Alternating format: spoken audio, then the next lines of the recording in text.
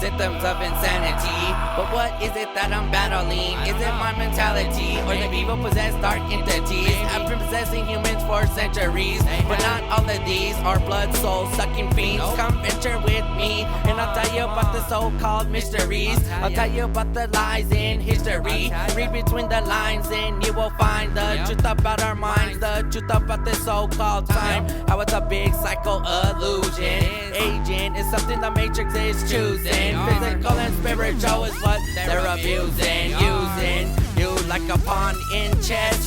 I won't yawn till I get that final test. How I lay to rest, yes, and I'll be at my best unless I reincarnate back into the physical, where the aliens' main goal is to imprison the spiritual, to have complete control over this so-called globe, control over your soul.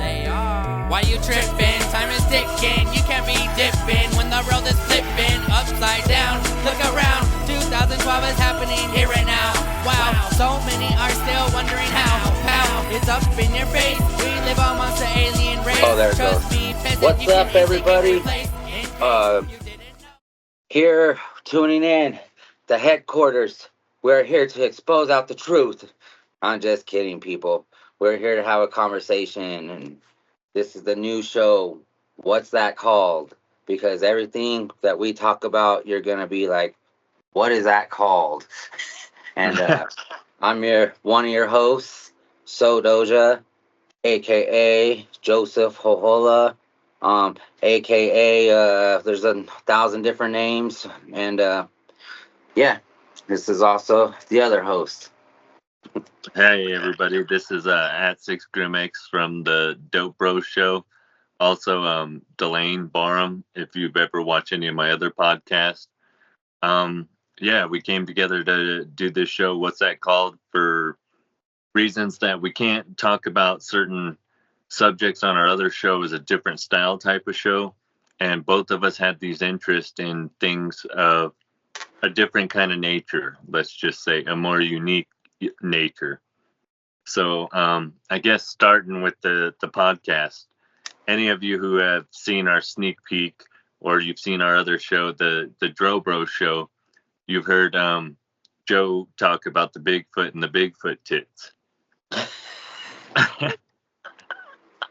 So I leaked a clip of that, and I was cracking a joke about how you never see female Bigfoots anywhere.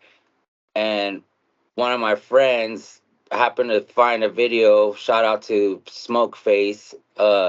He sent me a video of a guy stating he got raped by a Bigfoot female on the side of the creek, which was very hilarious video. That so one now, was. So my theory has been proved wrong now by one person. So, dependent on what you believe with the original Bigfoot footage that was filmed by Roger Patterson in 1967, the Bigfoot does have breast in the video, so she's been nicknamed Patty. And according to that myth, from the guy that was there with Roger Patterson, let me see, I believe it was, I don't see it, but the guy that was there with Robert Patterson, he said he was hoaxed by Robert Patterson. And the guy who has come out since, because Robert Patterson went to his grave swearing that this Bigfoot that they saw was real. And this guy that claims to have worn the gorilla costume, which, mind you, the video to this day, even though the original footage doesn't exist anymore, and there was all these lawsuits that went through to find out that A&E were the ones who sponsored Roger Patterson to go on this expedition and rent the equipment. This female Bigfoot, according to this myth of the guy who's saying he wore the costume, is saying that he was only 5'10". So to make him look 6 foot tall, he had to wear a football helmet and a bunch of padding underneath, even footballs underneath the suit, underneath the chest to make it bigger. So according to him, it's not breast you're seeing under the suit. It's actually 2 footballs under there. And So, Hey, since we're on that subject, also in that video, I watched it a few times about that man on the side of the creek. That poor guy. He never stated if she had breasts either, but he did say she was how did he say, biologically there. yeah. So, okay, so let's get into what a Sasquatch is basically. A Sasquatch is a large, hairy, human-like creature believed by some people to exist in the northwestern United States and western Canada. It seems to represent the North American counterpart of the Himalayan regionals, or the region's mythical monster, the abominable snowman, or Yeti. The name Sasquatch derives from the Salish word Saksak, which means wild men. The creature is also commonly called Bigfoot.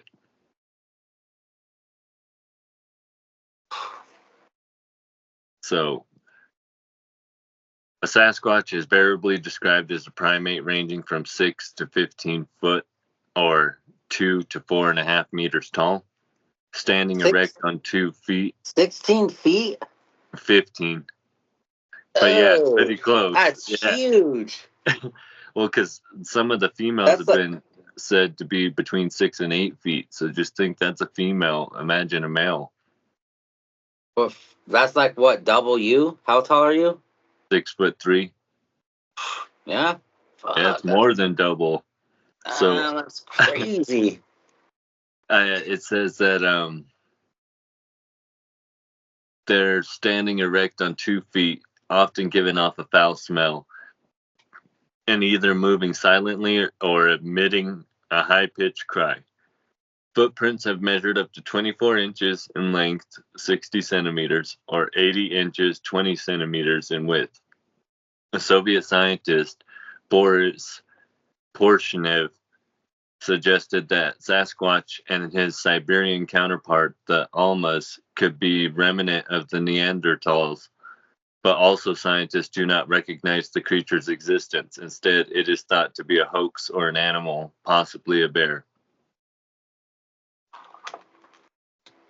So, I also wanted to talk about another type of being which was mentioned in the article because Yetis, I think, are also associated to Sasquatch or Bigfoot.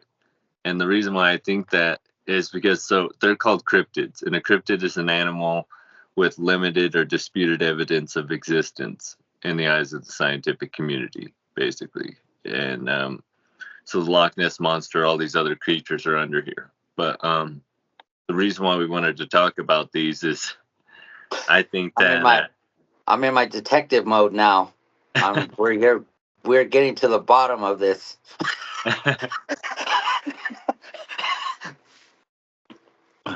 so There's the chupacabra. There's all kinds of cryptids. Like, oh and yeah.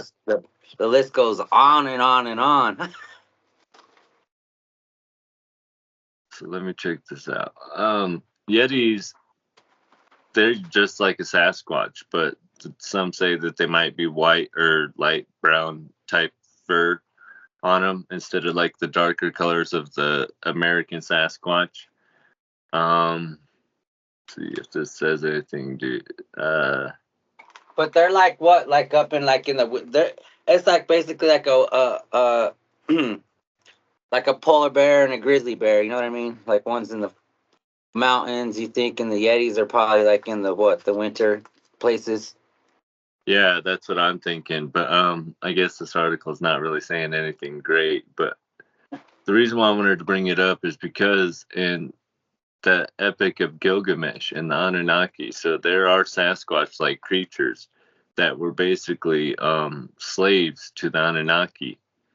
And so let me get into that. So Gilgamesh, the best known of all ancient Mesopotamian heroes.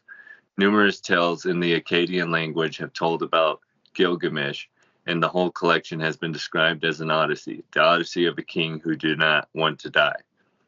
The fullest extant text of Gilgamesh's epic is on 12 incomplete Akkadian language tablets found at Nineveh in the library of the Assyrian king Ashurbanipal. He reigned from 668 to 627 BCE. The gaps that occur in the tablets have been partly filled by various fragments found elsewhere in Mesopotamia and Anatolia.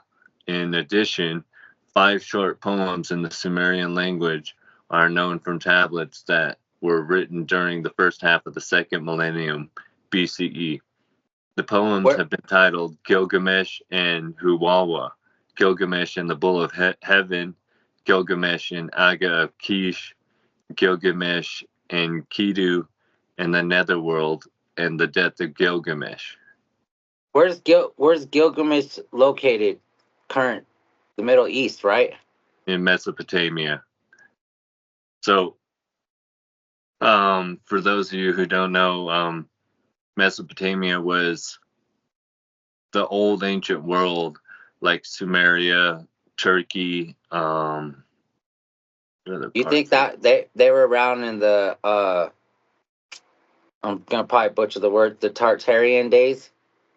Yeah. Mesopotamia, Atlantis. There's what there's a few other ones, Mayans, Yeah. Aztecs. You think that was all like the same time period? So honestly, I don't know where Atlantis is over there. I just know that according to the legend that Thoth, which we want to do an episode on the Emerald Tablets and Thoth at some point. So Thoth, he's said to be an Atlantean who came down and gave the Egyptians the knowledge. And the Egyptians, they're starting their history at the same time as the Sumerians, the Hebrew, and these people in Turkey. So these poems and the epic tablets was probably the Gilgamesh who ruled in Uruk in South Mesopotamia sometime the first half of the third millennium BCE, and who thus contemporary of Aga, ruler of Kish, blah, blah, blah. So Uruk was also mentioned in the Sumerian list of kings as reigning after the flood. So this all takes place after the flood with Gilgamesh in his epic. But in there, in the Anunnaki, let's go here. It's Sumerian, and they are a group of deities of the ancient Sumerians, Akkadians, Assyrians, and Babylonians. So these are what Mesopotamia is. In the earliest Sumerian writings about them, which come from the post-Akkadian period, the Anunnaki are deities in the pantheon, descendants of An and Ki, the god of the heavens and the goddess of earth. And their primary function was to decree the fates of humanity. They should not be confused with Apkulu. And the name Anunnaki is derived from An, the Sumerian god of the sky. The name is variously written. Anunnaki, Ne, Anunnana, meaning princely offspring or offspring of An. I think I've had some Ananana.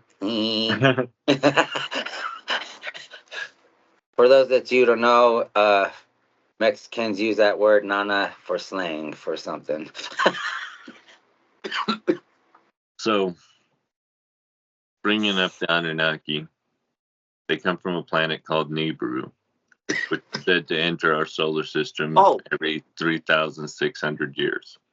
Hey, is it oh man, I was literally just watching this stuff. Shout out to the Wi-Files. Yeah. But I'm gonna be your heckle fish.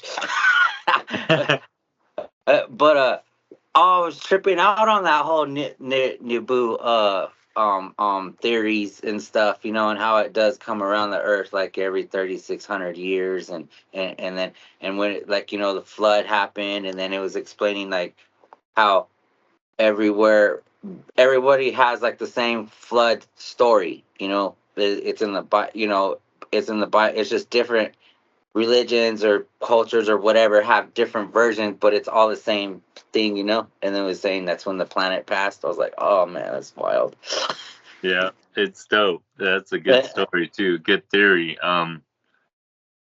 So Nibiru is this planet again that enters every 3,600 years, and when it comes, according to this said documentary we were watching, the Y Files, he believed, and I agree with it, that it's a potentiality that this planet exists in our realm, but on a spiritual level, basically, not actually physically in our existence, because it would crush our planet, and it gets very close. So when we just had the eclipse recently, I don't know if you saw that footage of a guy who sent a GoPro up into space, and it shows this giant shadow, and there's the sun in the background, and What? they said, if No. this isn't the moon, then what is it that's that big? And it's gigantic. And then it So do you think goes. it could be the planet? That's what people are speculating. So that's why I want to also bring up Nibiru. It's supposed to be coming at some point again. I think they predicted. I can't remember the date that they predicted, but it's supposed to be coming up at some point soon in humanity's existence. The mythology is that the earliest known usages of the term Anunnaki come from the inscriptions written during the reign of Gudea in the third dynasty of Ur. In the earliest texts, the term is applied to the most powerful and important deities in the Sumerian pantheon. The descendants of the sky god An, the group of deities, probably included the seven gods who decree An, Enlil, Enki, Ninhursag, Nana, Utu, and Inanna. Have you ever heard the term, Joe, called the seven godhead? No. So according to a myth that Elohim, and I mentioned this before on the Drobro show, but Elohim is actually, it's plural. It's not, so when we say that Elohim means God, no, Elohim was one of the gods, Yahuwah, according to the Hebrews. But according to Billy Carson, he's saying Enki and Enlil are the two sons of An, who are the devil and God in the Hebrew legend. So, anyways, the Elohim, him, Him, is a plural word to the Hebrews. So when they say that, they're referring to multiple gods, many gods. So they, I have always heard the seven-figure Godhead, and I never knew where that came from, but I'm assuming it came from the Babylonians and the Sumerians, is what I've come to understand as I get older, and the more research I do. But I'm not certain at which point that seven-figure Godhead was adopted in as a term in religions. So, although certain deities are described as members of the Anunnaki, no complete list of names of all the Anunnaki has survived, and they are usually only referred to as a cohesive group in literary text. Furthermore, Sumerian texts describe the Anunnaki inconsistently and do not agree on how many Anunnaki there were or what their divine function was. Originally, they appear to have been heavenly deities with immense powers. In the poem Enki and the World Order, the Anunnaki do homage to Enki, sing hymns and praise to his honor, and take up their dwellings among the people of Sumer. Same composition twice states that the Anunnaki decree the fates of mankind. So see, Enki is the one that is, I think, the one that's God, and Enlil is the one that's supposed to be the devil.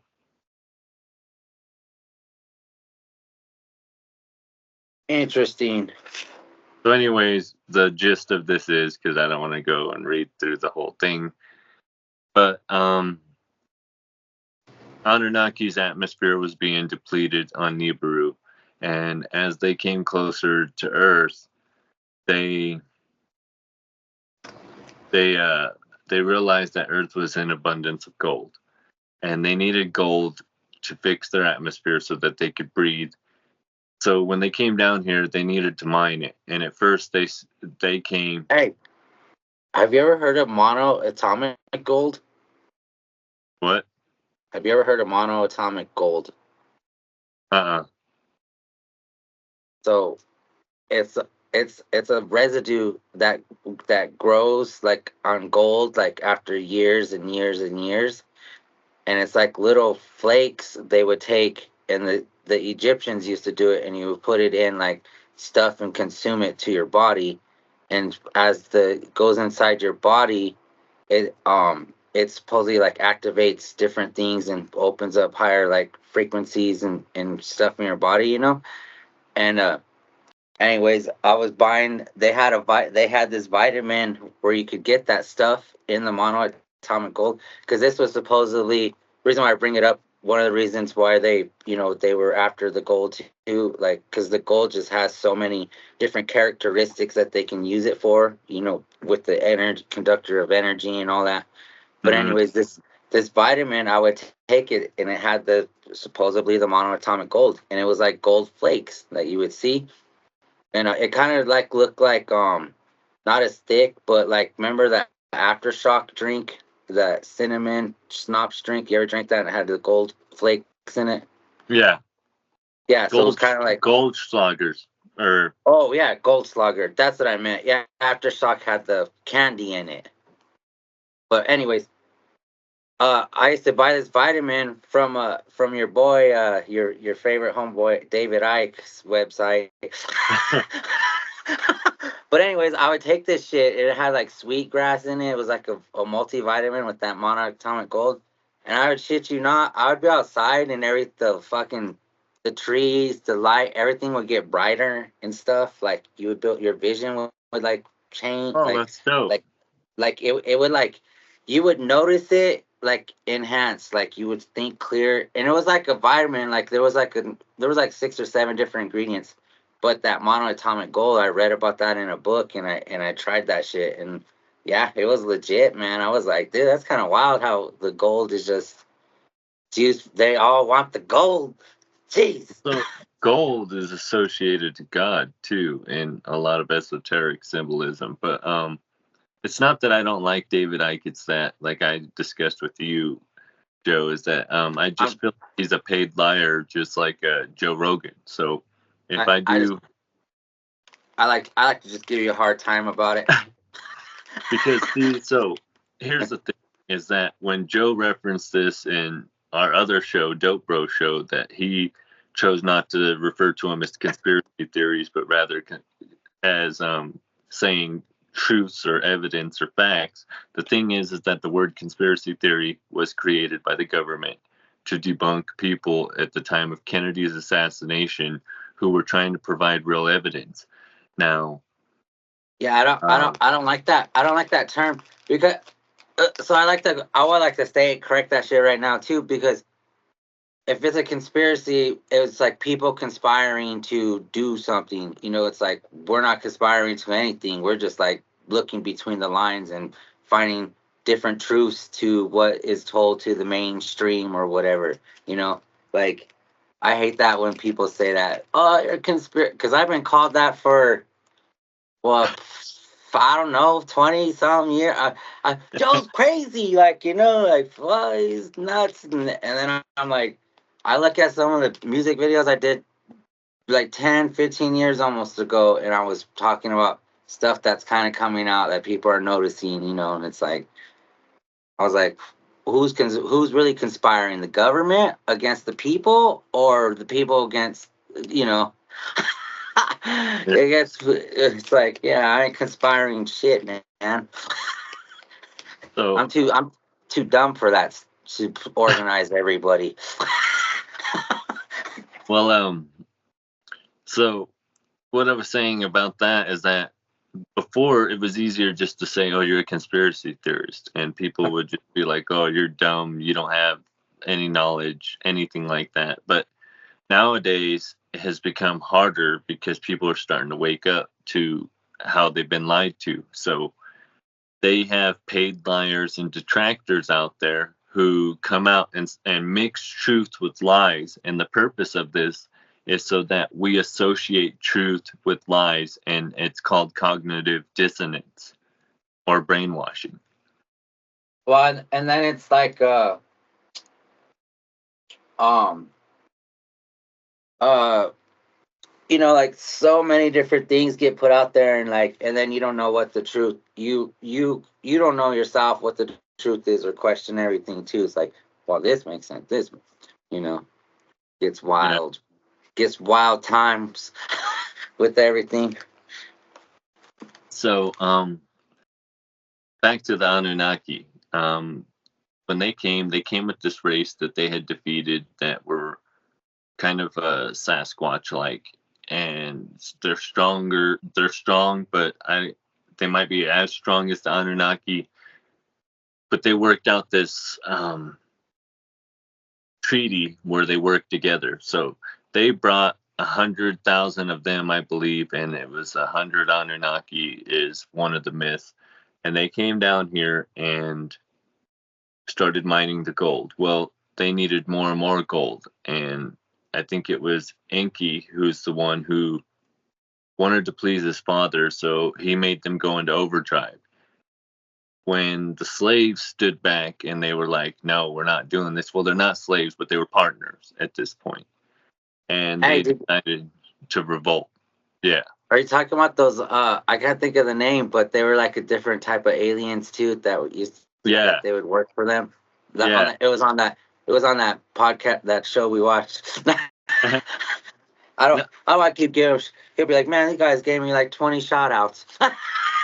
no, but the importance of it is because I believe those are the things that they consider like a Sasquatch like creature, or maybe it was the first creations. But anyways, when they got into creating man is because they wanted to produce more gold, and through producing gold they had to create a new species. So they mixed their own DNA with species that already exist here, because there's one excerpt from the Bible, and if you go into ancient translations and you go into other books, which I want to get into that here at some point about the Apocrypha and books of the Apocrypha. I mean, not every single book, but we'll touch on it. But so when you get into other books of scripture, when you have Cain and Cain and Abel are supposed to be two of, I believe it's 8 children that Adam and Eve had. And going to Sumerian text, when they created their first clones, the first successful clone was called Adamu, first man. And the first successful female clone was Heba, also like Eve. So Yeah. anyways, if they were supposed to be the first two humans, even if like scripture says, and they have only their children here, when Cain killed Abel, and God is basically questioning him on why he committed fratricide to his brother, he says, if you put me back out there, the people will kill me. Those people will eat me and they will murder me. So if these are to be the only people on the planet, what people are he talking about? So according to this myth, that there was other species of man here that weren't fully evolved man. What made them evolve into the type of man that we are now is this mixture of the alien DNA with our own, or with these beings that were the first man here on this planet, that were still ape-like in nature.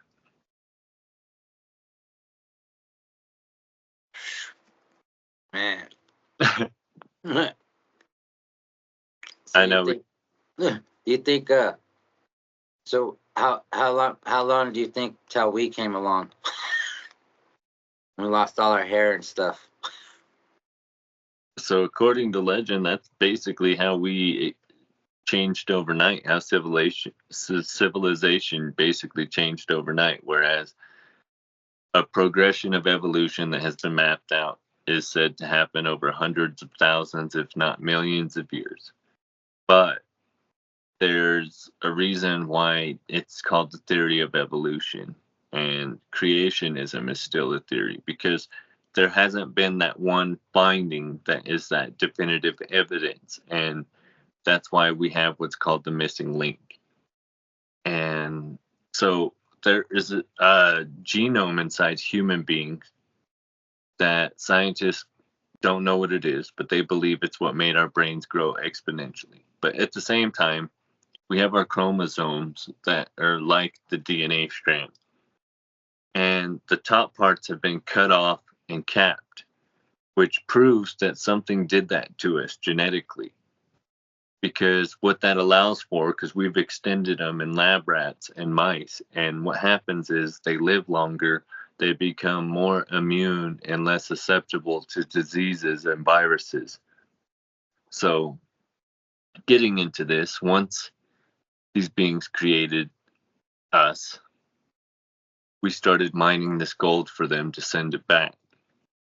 And here we get two different variations looking at the Hebrew and the Sumerian text, the cuneiform. So basically, what I'm saying is that in one rendition, which is the Book of Enoch, they basically say that they're the Watchers, and they say that we're going to take ourselves wives.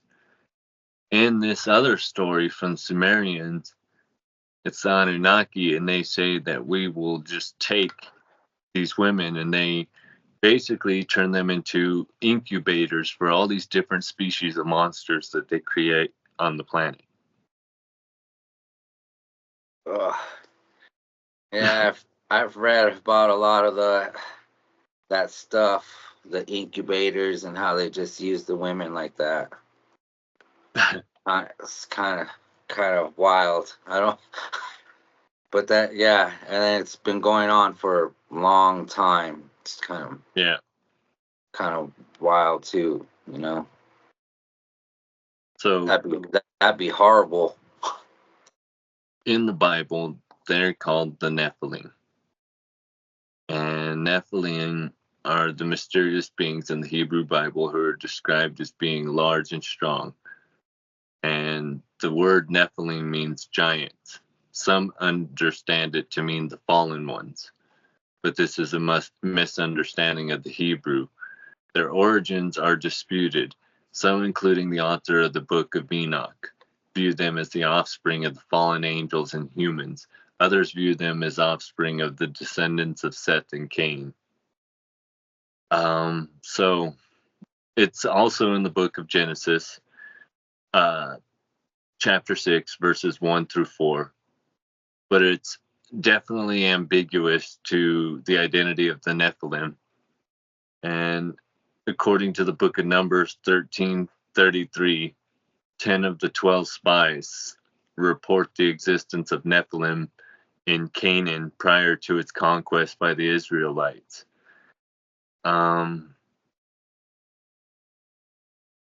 It's also in the book of Ezekiel 32:27, and is also mentioned in the Deuterocanonical books Judith 16:6, Sirach 16:7, Baruch 3 verses 26 through 28, and Wisdom 14:6.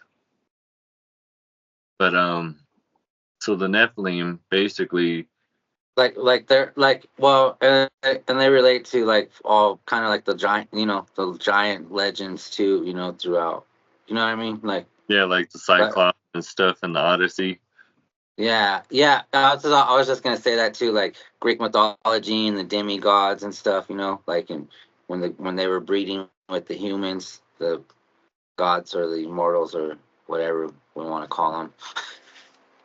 So, according to the legend, is that when the angels mated with women, they gave birth to giants. And these giants at first, humans They were tried to feed they them. were the fallen angels, correct? So basically, they're led by Yamyatsu, and he is appointed the leader of 13 wardens. And these wardens are charged by God to teach man nature, science, the stars, like astrology, math, and things of that nature, the calendar, and all of these things that we use now in modern times. But once women were around, so there's the 13 wardens plus 200 that are on Mount Hermon, so 213 basically.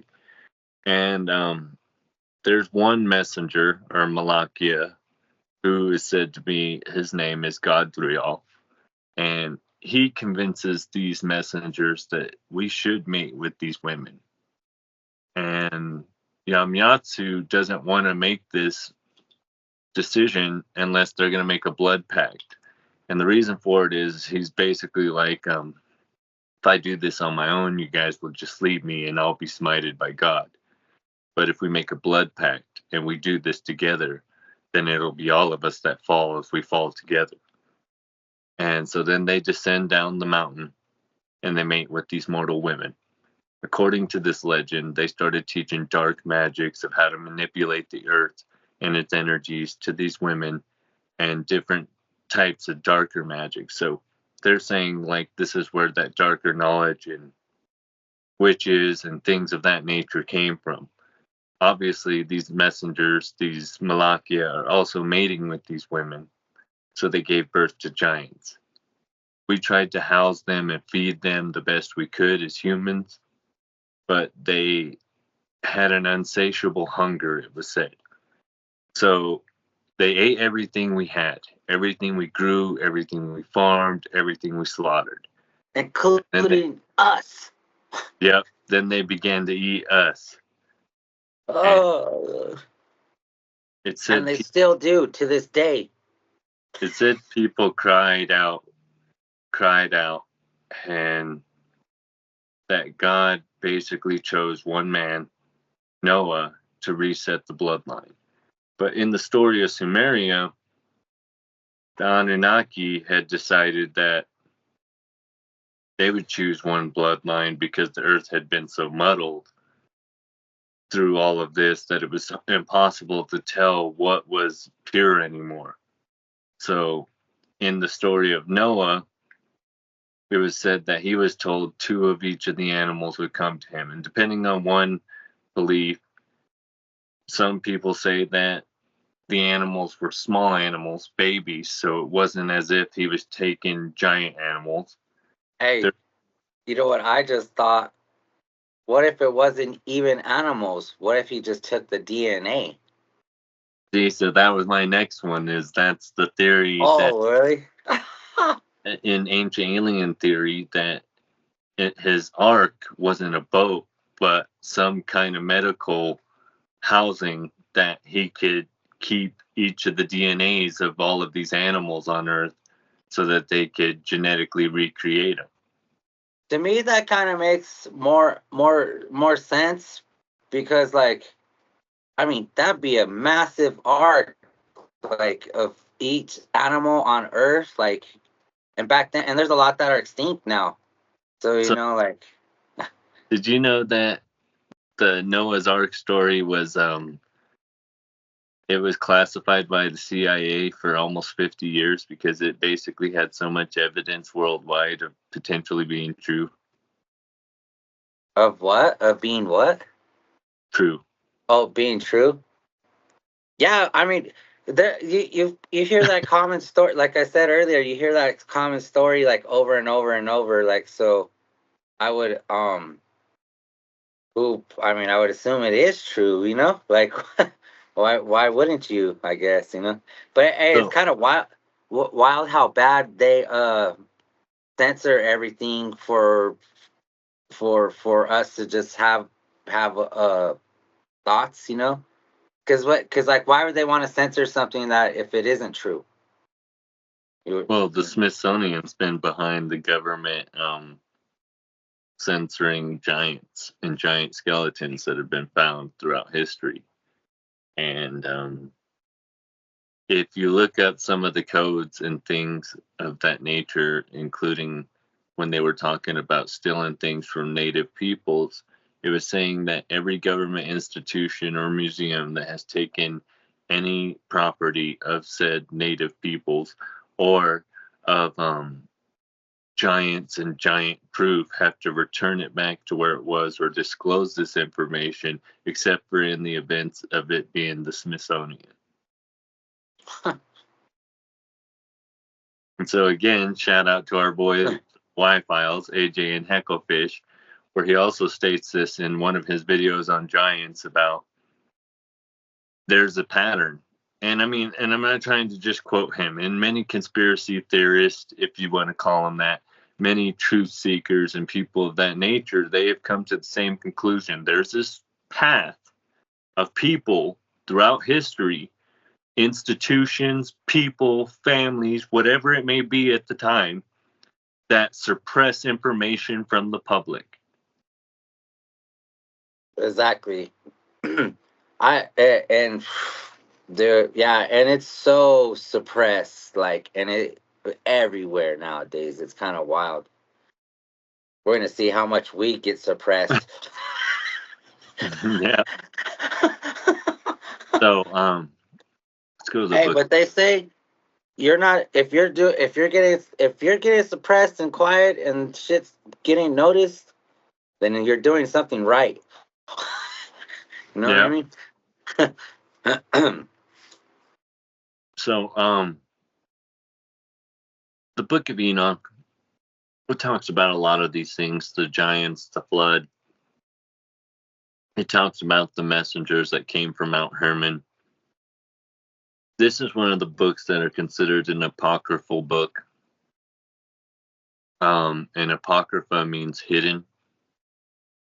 It was a Greek word, and there's 14 books in total that were removed in the apocrypha. When the Vatican deemed them basically non-canonical as scripture. At this point, the Hebrew people haven't even decided what was canonical as scripture when this was decided by the Vatican. But in the Book of Enoch,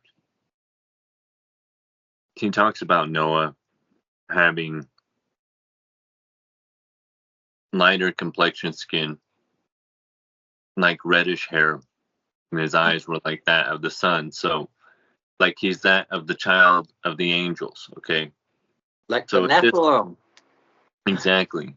So at this, I believe that's how they, for people that don't know, that's how they describe how they look, the Nephilim and ancient legends and shit.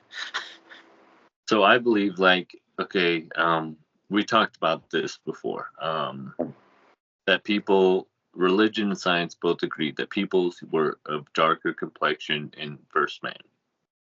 So I'm thinking that the lighter complexion of us means that we still have that mixing of the angel DNA in us. And when, let's just say, a certain famous person with a mustache in history who led an organization known as the Yahtzees was Hey, I was laughing. I got this joke going right now about that. Like, you can never wear that mustache no more. I was gonna do it this summer and see what happens at my work. But he forever like ruined the mustache. That's forever known as his mustache. Even though it was Japanese to begin with. That's where he stole it from. That's even more hilarious. Well, it's just like the swastika symbol was taken from the Japanese because he liked their culture, but it doesn't just come from Japan. That symbol exists in many places in the world. And I guess if we're going to get into it here, I actually talk about it a little bit in another podcast I did with the Gentleman's Bureau on the Flat Earth. There's this point at the North Pole at the Aurora Borealis where the North Star is, and you have Ursa Major and Ursa Minor that do a beautiful thing at all 4 seasons of of our year, our calendrical year. So at the four seasons, the Big and Little Dipper, they make basically the swastika in the sky. And I believe with that Polaris up there at the North Pole, that means X marks the spot. According to legend, Thoth, Mercury, Hermes, Mercurius Trismegistus, whoever you want to talk about, the reason why he's standing on the world that's spinning and he's standing there like that is that's the axis mundi. It was said to be the portal in which one could go to traverse to commune with the gods. So either it is a portal or it's an opening to Argatha, or, I mean, there's many, many things that it could potentially be. You know what I mean? I think it's all that. And then I was listening to something with with the Yahtzee homies.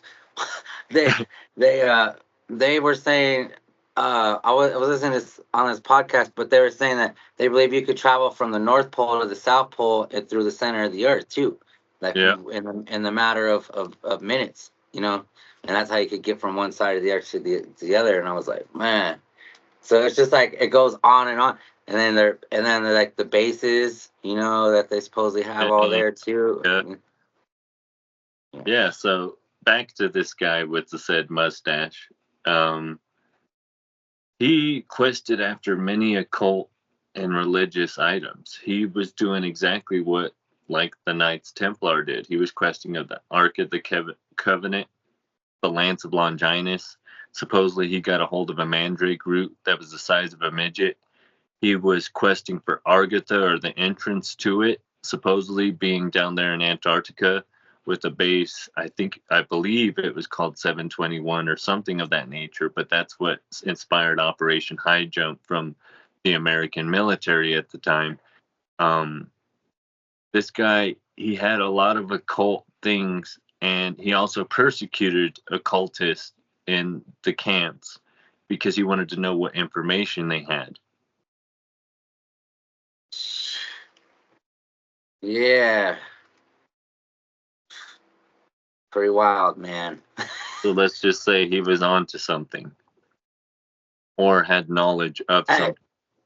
Isn't it funny too? I've always said this too, how we mainstream and school and everything, it only teaches you really about what he was doing to, like, concentration camps and murdering and killing masses of people, but it never, like, you have to really look, and then you look into it and you're like, whoa, this guy was researching this, he was doing this, he was believing this, like, even the Spear of Destiny is another thing that kind of brings up too, that artifact that they supposedly had, which was, for those of you who don't know, supposedly the spear that stabbed Jesus that had his blood on it.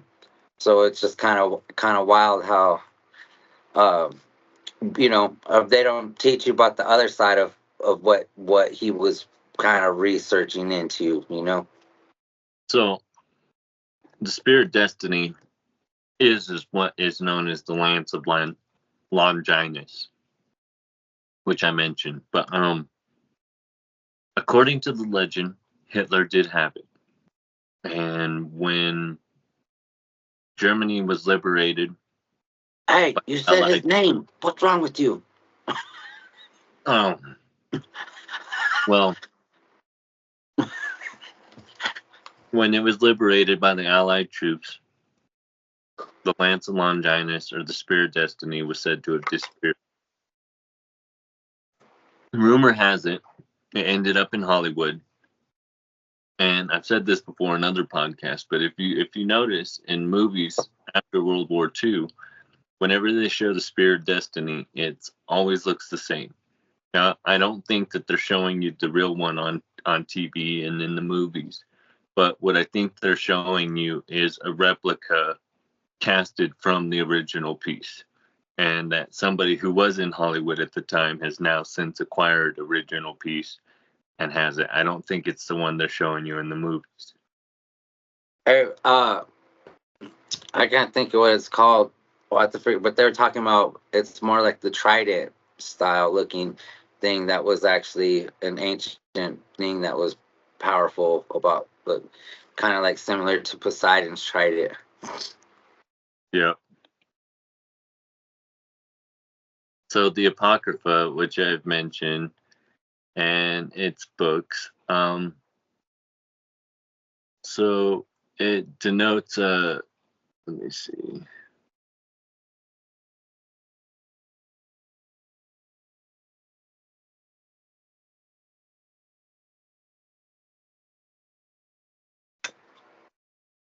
Well, so the Book of Enoch, let's just talk about that one for now. I wonder how. I think it says we're at 58 recording, like an hour, but I don't know. That's our phone call or record. So what if it's an hour and a half? It just shuts off. Like, No, that's Remo's thing. oh, But so so we can record as long as we want on here. yeah, basically it's just what your thing can produce, and the thing that we use for our video editor actually can do. I've done 2.5 and 3 hour long podcast and been able to post them. So, but Well, on on my program I run, where I edit this of, yeah, I could do however long too.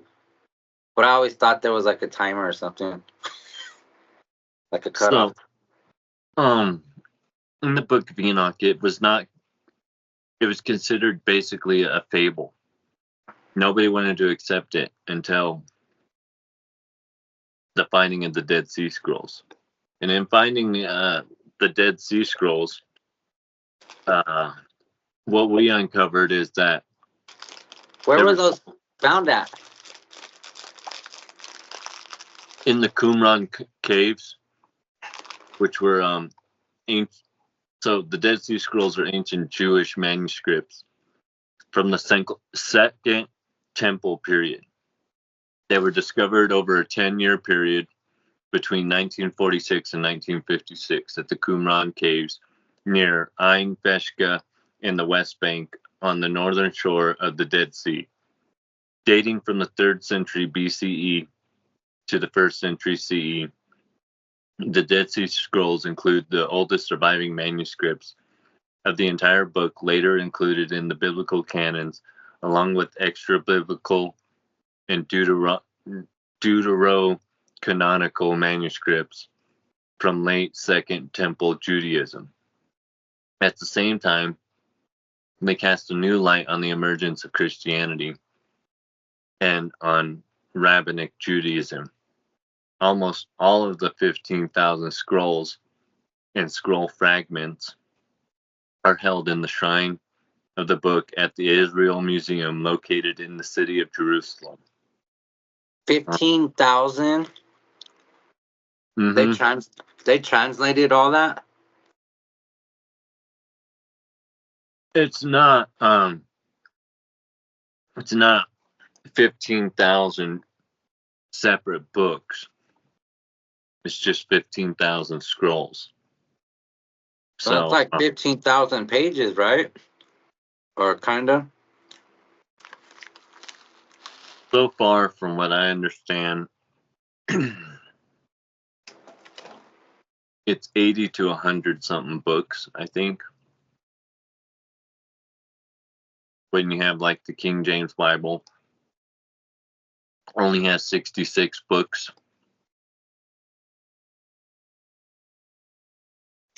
One of the caves actually got destroyed. The sea reclaimed it, a few of them. So there was things in these caves that we may have lost forever. That when the water touched it, it was already over. And so there was unthinkable stuff that had been lost. And what they were, for those of you who don't know, is there was a lot of persecution of people and things they might say, because when there were said powers that be that, let's just say, started ruling the world, and they were telling people what you could think, what you could believe, and things of that nature. They were killing people or unaliving people for not believing what they wanted you to. So these people supposedly hid these scrolls and these artifacts in these caves. So when I say that some of these caves had been flooded and retaken by the Dead Sea, we've lost things that we could never account for ever probably again in history. These were probably the last remnants of things that somebody tried to salvage when scrolls and books were being burnt. So they restored a lot of things from these books, Hebrew names and places, the Aleph Toph, which was in the scripture over 10,000 times, but had been removed because people, when they first originally saw it, didn't understand what it meant. So they removed it from the scripture, but very important to the scripture because it is basically the whole thing that what God tells Moses to tell the people, I am. That's what the Aleph Toph basically means. It's like that whole I am everything from the beginning to the end, every dream, every thought, every word ever spoken, every dream, or everything from beginning to end and all in between. I am that I am, or something like that. And that is basically what the Aleph Toph means. And it was at the end of many sentences in the scripture. So in the Qumran caves, they were found because some boy, he broke a jar. He was playing soccer or something, I think it was, and he broke a jar, and they ended up finding these old scrolls that since changed the way that we think about the literature, the mythology, the philosophy, all of it. Imagine would you think, or like me, I would say, why wouldn't there be? But you think there'd be more stuff like that, like more scrolls hidden, some pieces of earth that no one has found? I believe there is deeper. Be kind of wild. There. Awesome. Hidden treasures. I feel like deeper than what we can reach, type of deep. That's what she said.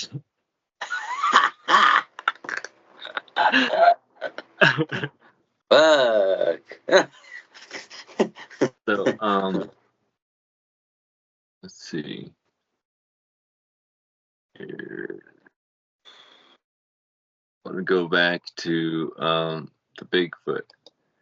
So anyways, with these giants, they were creating many monsters. So like Joe referenced earlier, it's that in Greek and all these other different kinds of cultures, they had monsters. You had like the centaurs, you had the cyclops, you have mermaids and things like this. The Pegasus. Yeah. Hey, would you ride a Pegasus? I think it'd be dope. Or a dragon? Fuck. Rumor has it that unicorns don't exist to this day because none of them made it on the ark. Oh, the unicorns? During the flood story. Yeah, that's actually a myth, dude, an actual rumor that the reason why we don't have unicorns is because of that reason, that one never made it on the ark. And so, dang, what you think it was because it was a interbred, or was a bad animal?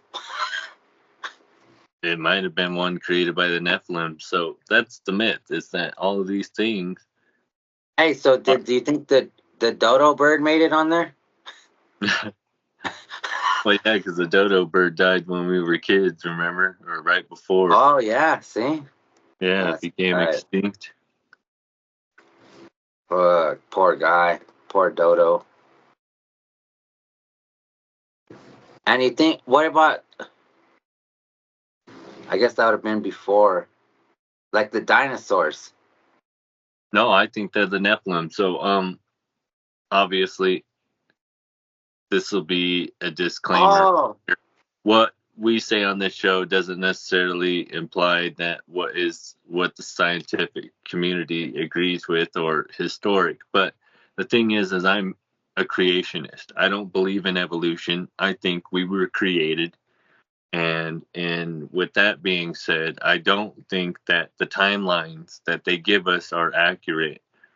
And I also believe in multiple epochs of man, that we go through different stages of man, so that there's ancient architecture that exists here. There's two possibilities for that. Either man has existed before and there was a great wipeout that made us start over from scratch again, and that's why we can't explain Yeah.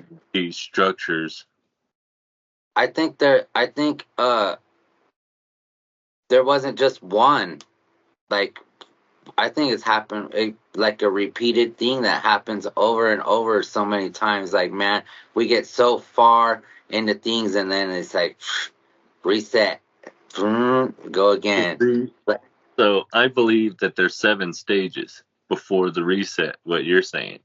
So when I said that I think that there's several stages, that's what I mean. I believe there's 7 epochs that happen for mankind.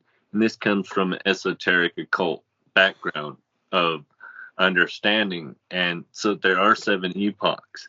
And we are said by many cultures to be in the 5th epoch, which is always the last epoch where the reset happens, because then in the 6th and 7th epochs are rebuilding of our spiritual nature and saving and becoming these new entities to become the new age of man in the 1st epoch of the next epoch, the next 7 stages of man, if that makes sense. Okay. yeah, And for any of those who want to find out more about this, you can check out Rudolf Steiner, Helena Blavatsky. Many of their videos or books will give you some of that information. If you're ever into occult knowledges, you could look up Rosicrucianism and you'll find a lot of videos of interest that will take you down these similar paths. So with these epochs, we have these temples and different structures that they say are between 20 or 40,000, if not more, years old. hey, I just shared a picture. They were digging. I don't know where it was, but speaking of what you're talking about, but it shows the building, and then they're digging down, and the building went like way down, like a skyscraper. Tartarian day Yeah, so the type mud. of buildings and shit. Yeah, Yeah, that's that. I never knew about that stuff till probably like this last year, and was listening to I think his name's Eddie something. He's a martial art, but he's always with the oh Sam yeah, Tripoli. Um, he does that guy Eddie. He does music and everything and martial arts and stuff. He's pretty badass. But he talks a lot about that Tartarian, and I like how he does it too. He's just like, yeah, man, Eddie just Bravo. Tartarian shit, huh? It's Eddie Bravo. Yeah, Eddie Bravo. Yeah. But Yeah. Shout he out to you, Eddie Bravo. he's cool. But the reason why I always bring up the Tartaria thing is because I feel it's important, whether or not if it's true or not. It's not important about that. Well, it is important if it is true. The important thing, though, more so, is that if what happened is that there's a country and now all of a sudden, less than 100 years, we don't even remember it, isn't that important to ask why not? Why are there pictures and evidence of this thing that supposedly exists, maps that show Tartaria or the Tartarian Empire, people that were called the Tartars? I was gonna say it earlier when we were talking about the Sea Scrolls. How it's like weird how they constantly try to erase history, and like there's history that constantly trying to tell us in the future. Like these guys are hitting like the all this not hiding all this knowledge. Like the Iraq is like one that kind of like when it clicked in my head about how when we first went over there we started destroying like all the museums and the ancient artifacts and stuff, and then like when you research over there in the Middle East, that's where what's it, not summer, submarinian, you know what I'm talking about? Sumerian. Yeah, like a lot of history goes in that area, and it's kind of wild to me how they just like why are you guys trying to destroy history? Why are you guys trying to lie to us, man? Like, what the hell? So, like with that is, according to the Iraq War myths, when we went into there, remember we were supposed to go into Afghanistan, and yet we ended up in war with Iraq because they supposedly had weapons of mass destruction that we never found. But the rumor is that, and if you look at it, we made a beeline straight to the museum, and at the time, Iraq had made a miraculous discovery of the tomb of Gilgamesh. And they were going to unveil this stuff, including the body of Gilgamesh. We were going to unveil this stuff to the world. And due to rumors of a certain Clinton, I don't want to mention the full name, but this certain person had evidence of existence of Nephilim tied to the story of Gilgamesh, and sent our troops in there on a straight beeline to the museum where we looted all of it and took all of that into U.S. custody. Hey, do you know about the how he supposedly had a Stargate there too, and he was using that, and they didn't, and we were like, And again, people, we're saying allegedly. We don't have the exact proof or evidence to be able to, yeah. Hey, to understand or believe this, but allegedly, these are hey, the things that happened. this is stuff I would never want to see with my own eyes. I don't want to know for reals, but yeah, allegedly. So, Hey, back to the Bigfoot then, is that here in the U.S., it's said that where they're predominant. As I was reading earlier in the article, that Yetis or abominable snowmen are mostly found in the Himalayas or in snowy type areas like that. But wow, so okay, there's quite a few places that the Bigfoot's been seen. The most sightings are in California, Oregon, Washington, um, Michigan. Looks like I wonder where that guy that Colorado is like second. We're in the seconds, like with Oklahoma and stuff. bro, Colorado is a trip. They even brought it up again. New Mexico's in the middle where you're at.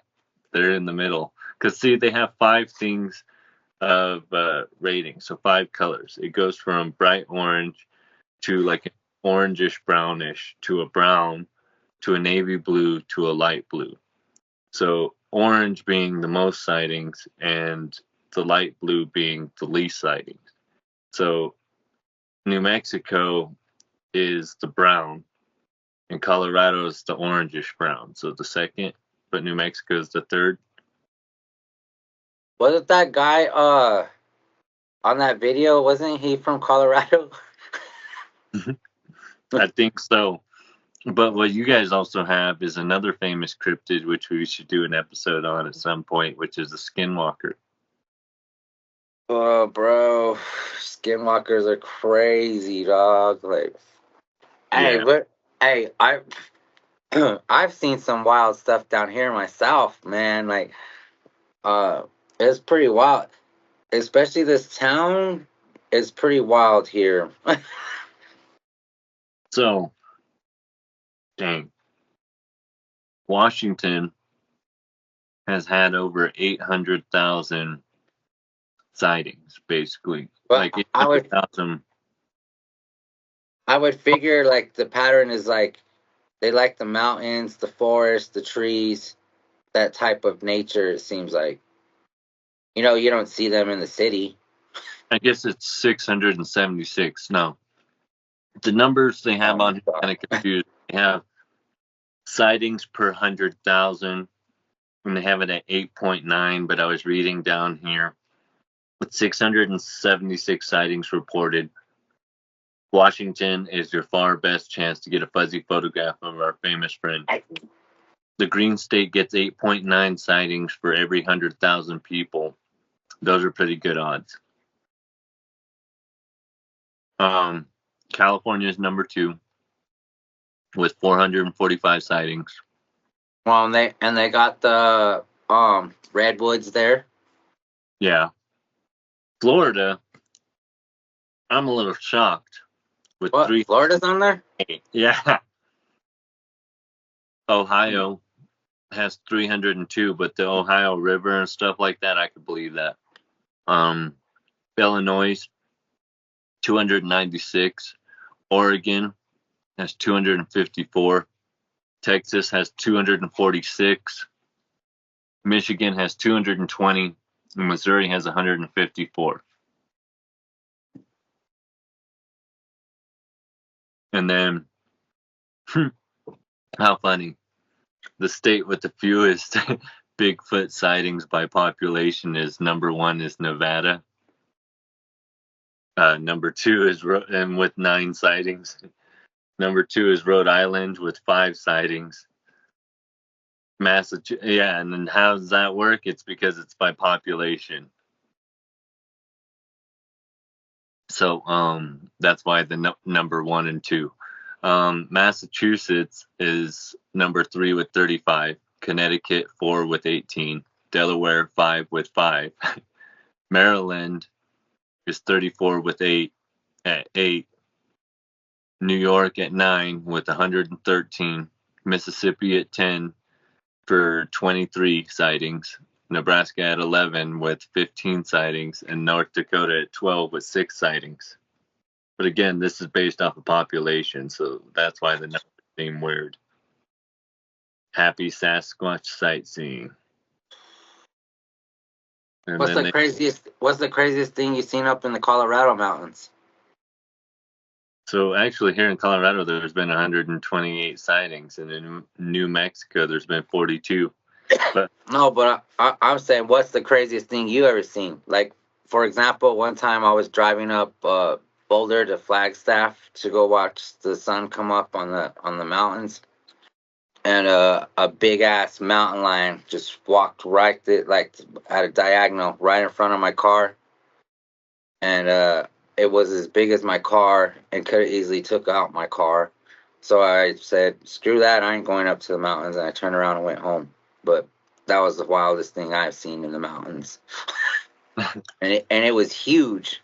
Like it ain't like the lions you see in the zoo. Like, this thing was like massive. There was like no way you could fight something off like that. so I've seen moose too. Those things are freaking gigantic. Oh, right. And up like- close and personal, dude. My wife's sister and her friend, her girlfriend, they were over there picking up rocks. And this big ass thing, dude, it was almost 12, 13 feet tall. Smacking the branches with its fucking antlers. And this girl, she's laying on the ground. I thought she was being weird or something. Laying there with binoculars like this, and she's like telling my wife's sister, my sister-in-law, that I don't mean to alarm you, but there's a moose and her baby and the buck there. Oh, heck no. Starts screaming and running back to the car. Oh, shit. Massive though. Hey, speaking of moose real quick, I don't know if, have you ever drove on Raton Pass, like where on I-25 it crosses into New Mexico to Colorado? Well, that's a very dangerous pass. You see signs everywhere. Moose, bears, blah blah blah. Yeah. But being that you brought up a moose, a truck or something must have hit it. But me and my cousin were flying back to Denver from New Mexico, and we were late at night, driving midnight or so. I'm flying, and there it was, dead in the road, just laying down, but it like covered almost the whole road. I had to literally like drift. I had to like drift around it, like fuck, and go. And then my cousin was asleep. He had a bald head. He was like, boom, cracked his head real hard because I was like, oh my god, like it was, because it almost took up the whole road. Like I barely got around it without crashing or going off the mountain right there, man. And I was like, yeah, them moose are huge. Yeah. Nature's wild, man. Like bears always trip me out. Like I'm like, oh heck no. Like, Speaking of bears, did you see Cocaine Bear? Man, that was an educational movie. No. Oh man. All right, but back to the but yeah, no man, it's pretty wild. I would hate to see a Bigfoot. Hell no. But I I'm don't know. obsessed with them. Uh, There's that casino over here at Blackhawk that has a Sasquatch. It's got a Sasquatch butt. You rub for good luck, and then giant replica Sasquatch that somebody made. Freaking sick. They have pictures of it, how they made it and stuff. Made it like a taxidermy thing. It's yeah, taller. yeah. I have photos of it, but it's gigantic, and I wish Gio could see it because it's freaking hilarious. He loves Bigfoot, Sasquatch.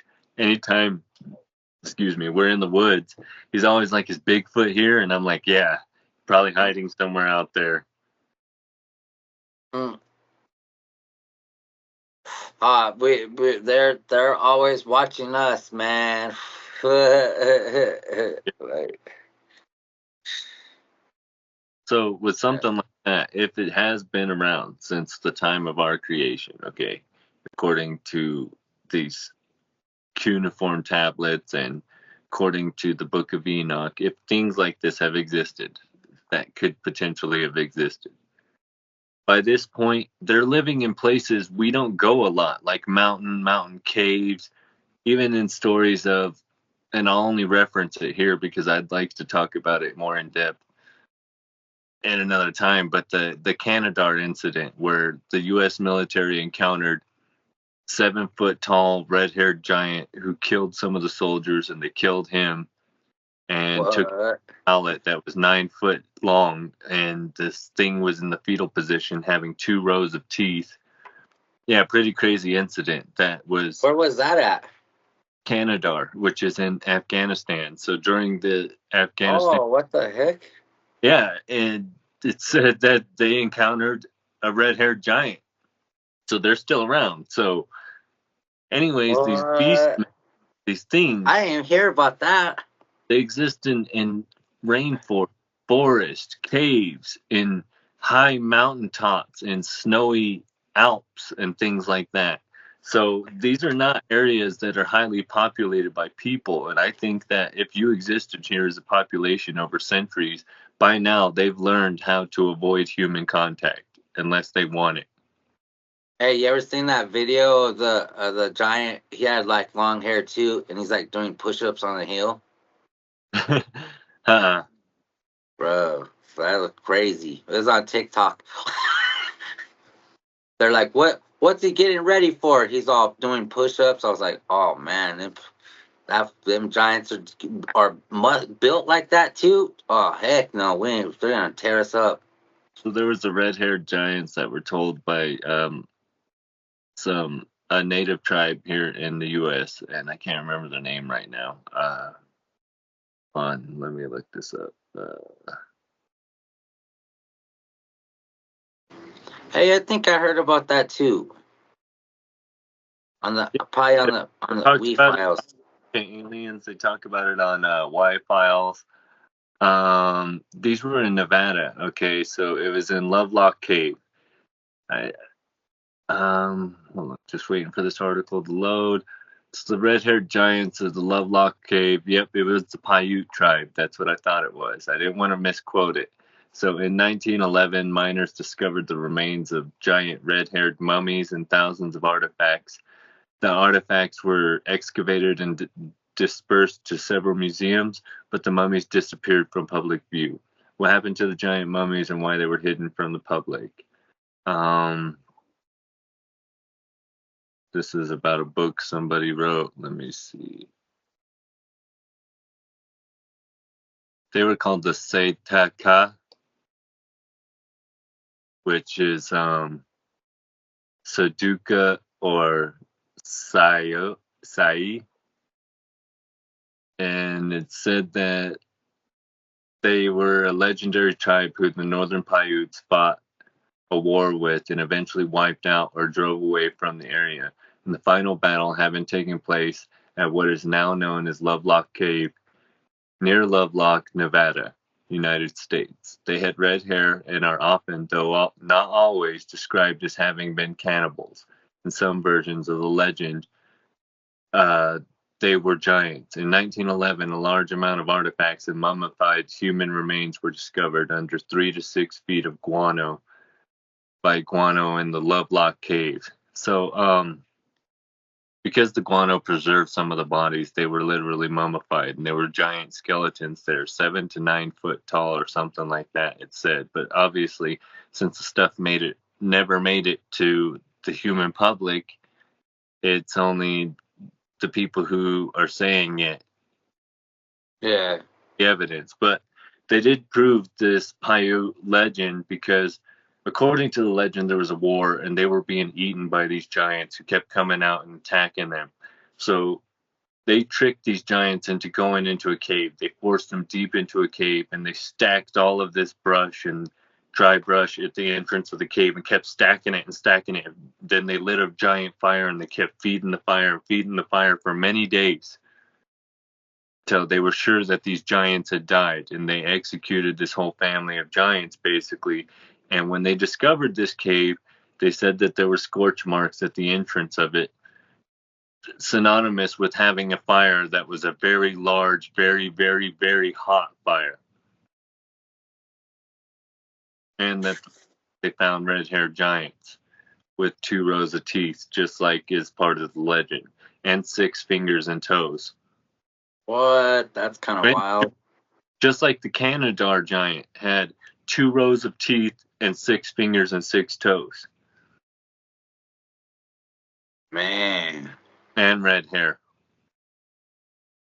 2 rows of teeth? I'm going to have to send you some stuff on the Canadar giant after this. I mean, it's like they used to probably just eat through everything. Animals, humans. We have a few minutes, probably. I'm going to go ahead and look this up. Why not? Instead of wasting an episode on it, we're actually talking about giants and stuff now. And I mean, it wouldn't be wasting it, but that stuff's wild, though, huh? I'm like, for those of you who don't know, I'm like short as hell, so I couldn't imagine dealing with giants.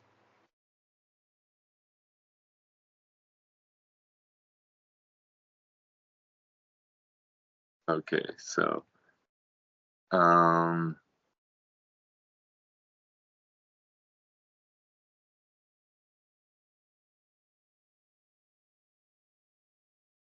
the Canadar incident. The Kandahar massacre, also called the Panjawi massacre, was a mass murder that occurred in the early hours of 11 March 2012 when United States Army Staff Sergeant Robert Bales murdered 16. No, that's not it.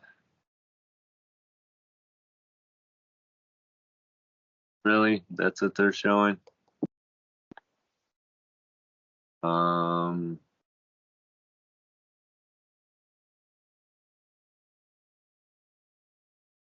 see.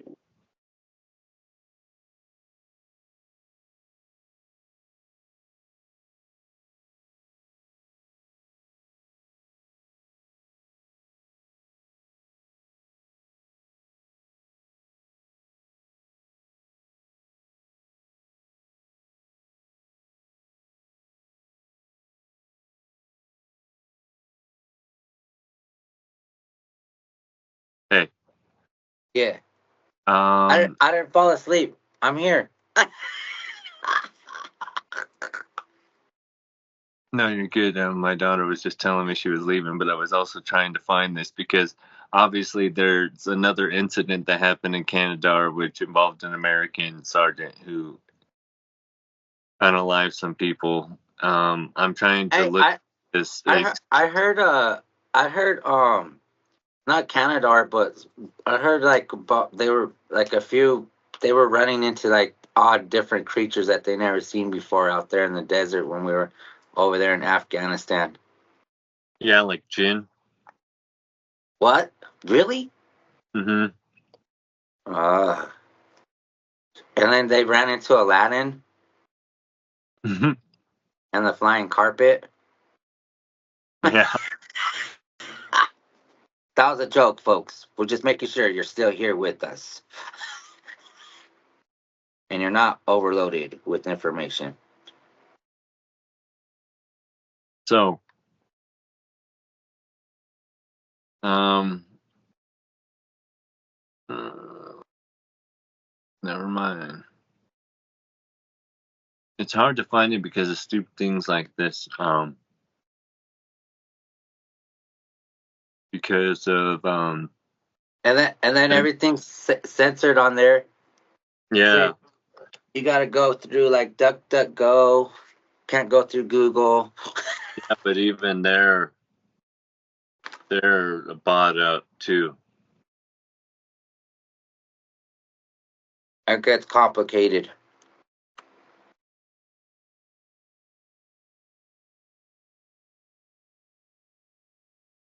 Okay, let's look it up now. All right. Okay, Am I there still?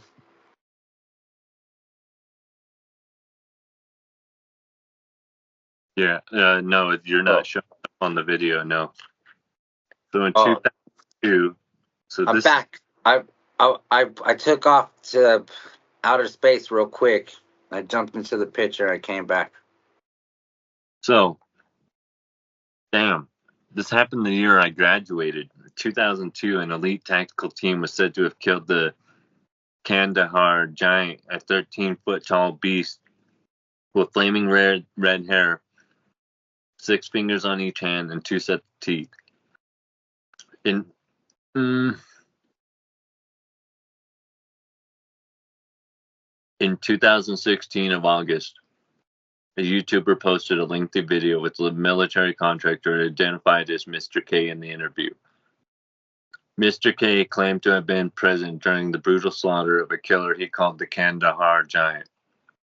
The killing of the giant, he said, took place at the height of the Operation Enduring Freedom in 2002, when the military was engaged in fierce battles with the Taliban in their de facto capital in Kandahar province during the U.S. invasion of Afghanistan.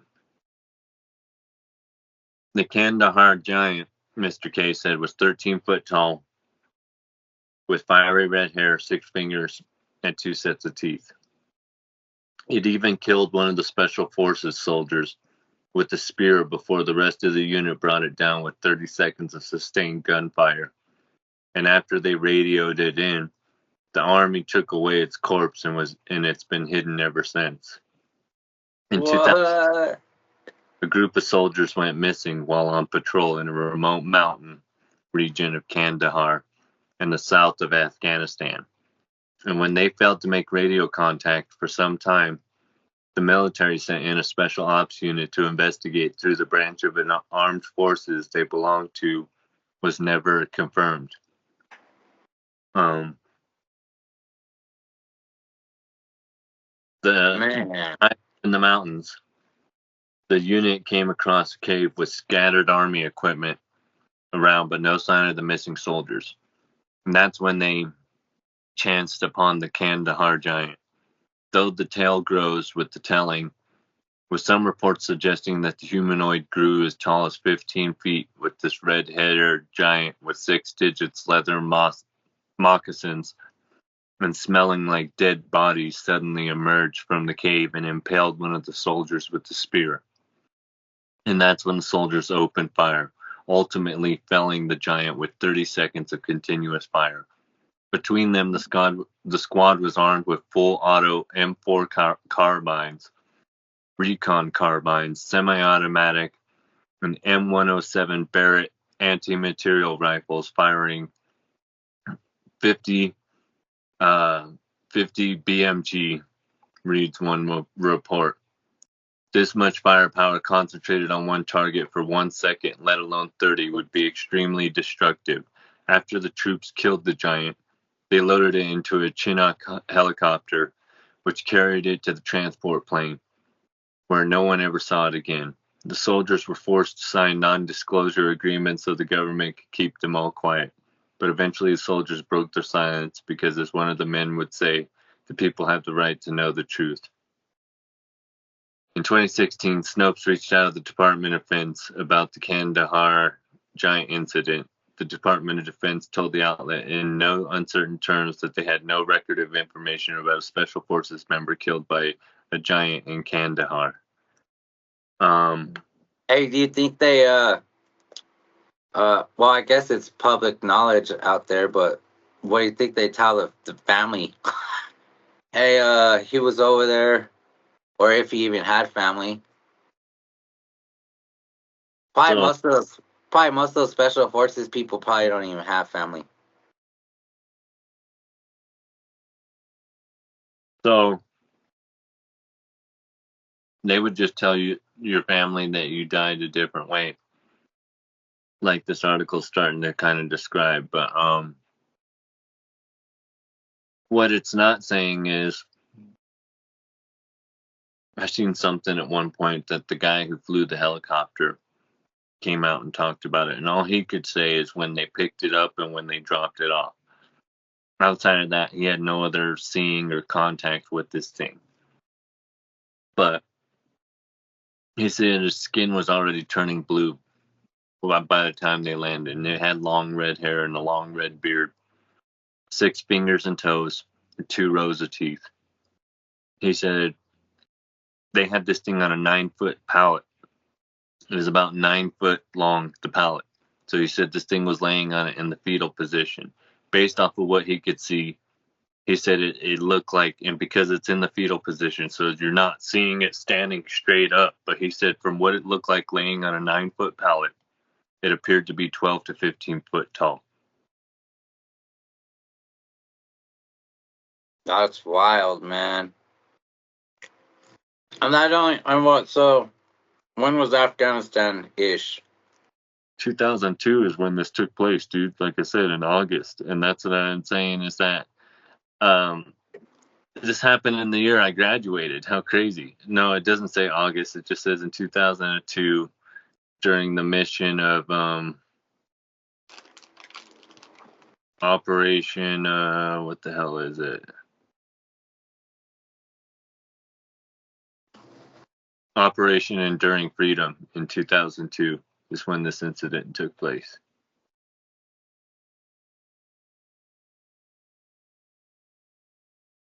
But this happened in the Kandahar Mountains, in the caves in the mountains, dude. And according to the story, which they don't get into, some of the military men would always hear these stories from the Afghan troops that we were working with about the legends of the giants in the caves that would come out at night and steal the men and they would eat them. And that if you saw a cave with bones outside of it, stay away from it. That's what they would tell the men. When was that? Huh? Oh, That's in the actual story. If you can oh, ever. right there. No, it doesn't say it here, but I've seen this story so many times. I've actually covered it on other podcasts. But this story is, like I said, it's from 2002 is when it supposedly happened, but the story came out in 2016. So the story's only been public knowledge for, we're in 2024 now, damn. So 8 years. Damn, so that's messed up. They kept it hidden for so many years, just like more and more knowledge. Just keep it hidden from us. So I think we should know. What if they come out? That's a threat in the future. We get eaten again. So this guy, this Mr. Wait, claimed what kind of guns? You said they used the M4. Yeah. So I need to make sure I get the right amount of guns. the guy, that Mr. K guy, he claimed that the guy who died by the spirit, his name was Dan. Okay, but this guy that is named Dan that died in Kandahar around the time of this alleged incident was Sergeant First Class Daniel A. Romero, who was supposedly killed in a bomb blast alongside 3 other soldiers. Damn. My out of And so after this incident, okay, and it's said to be a myth and an open secret among soldiers who served in Kandahar in 2002, but after this, they said that they were trained to shoot in the heart and the head of a man and then shoot above the head of a man. And everyone questioned, why do we shooting above the head of a man? But after people started talking about the Kandahar giant, they started to realize that's why they were teaching them to shoot like that. pretty wild. Hey, I had a friend that was over there in Afghanistan, and he said he was just scared of the camel spiders. You ever seen those things? Yeah, those things is hell. Yeah. He said he'd be laying in the sand, out there patrolling or whatever, and he said you hear him at night running Yeah, around. He'd be like, "Oh hell no, I heard that too. But man." what do you think? Any thoughts? That's just wild, dude. That would just kind of scares the shit out of me. Like, especially that story is like real. I mean, 20 years ago, 2002, but that's still fairly new. You know what I mean? And I've seen a lot of, like I said, it's just kind of funny the information that kind of comes across, and it's just kind of wild, the whole giants and the. I think there's like different types of probably like species of the giants, like there's probably like the Yetis, there's the Bigfoots, there's the, long hair, red-headed ones. So this goes back to the Nephilim, right? And angels first mating with us. So according to the legend, right, you have different messengers that have different traits. So for instance, if you were descended from the bloodline of Raphael, it was said that you would have pale skin and red hair, right? So Yeah. Ish, he claimed he was descended from the angel Raphael. And the royal family, they have claimed descendancy from Raphael. Isn't that weird that there's these traits that stand out? Right. And then Yeah. you have theosophy, which tried to define that there is a racial evolution as well, a cultural evolution that happens spiritually throughout these epochs of man, and each of them different. And that's why, as you incarnate into these different lives, you're bringing with you different knowledge that you accumulated from different cultures. Man. But I think that's a good stopping point, All right. so we can leave Well, more to want. yeah, nah. We'll get more into it, everybody. There's just so much to unpack and uncover for just one episode. That's why you see people with thousands of episodes of wild stuff. I was I was I was laughing because Mr. Rogan was saying how he didn't really start to see money or anything until he was in the 2000 episodes. Oh, really? Yeah. And I How said fun. 2000. I was adding that up. I was like, dude, there's only like so many, like 300 something in a year. So that's years, of doing that daily. Man, maybe even sometimes twice a day, huh? Man. But for Well, all we're you not. people, It would be nice. We definitely huh? want to unveil the truth here. Yeah, no, to me, uh, even when it goes with my music, I've never been about the money. It's always about just getting the truth out. Like, for those of you who don't know, like I do a lot of music, and one of the things that makes me a controversial artist was hitting them with different truths and realities that people don't speak on, and that's what we're trying to do here too, is kind of speak on stuff that's not really spoken about, like the giants, don't talk about those. Like, I mean, if there are giants, we should be prepared and we should know how to battle against such things, especially if they do start getting hungry and eating humans again, and history repeating itself with some madness. It gets crazy. The battle not against flesh and blood, but against principalities. Right. So this will be the first episode for everybody to What's That Called? And we will be posting these up as soon as we make them, and you guys be on the lookout. This is just the beginning, and we got a whole lot more to uncover and talk about. And this is going to be found on our respective channels. Even though we're both on the Dro Bros show, this isn't, it's more like a Dro Bros affiliate. Right. Yes, exactly. Affiliate Dro Bros. We got a lot going on over there too with our homeboy Remo. Shout out to Remo. Oh yeah, and I wanted to give a shout out to this fresh hat that I got from Rebel Roadrunner over here in Tennessee. If you ever come down here and you need the best souvenirs in town, you go to Rebel Roadrunner. Hey, funny story. I'll tell you real quick, and everybody. She ordered New Mexico hats, and they sent her a Colorado hat on accident, and her New Mexico hats to sell in her store. So she hit me up and was like, "Hey, I know you're from Colorado, so here's a hat." She gave it to me for free. No. So I was like, thanks, So that's why I want to give you a shout out. But anyways, on that note, we'll be giving a lot of people shout outs. We'll be back for more. Let you guys know some more. We're gonna post this up everywhere as we can and leave suggestions in the comments below. Peace out, everybody. Bye, guys. Hell yeah.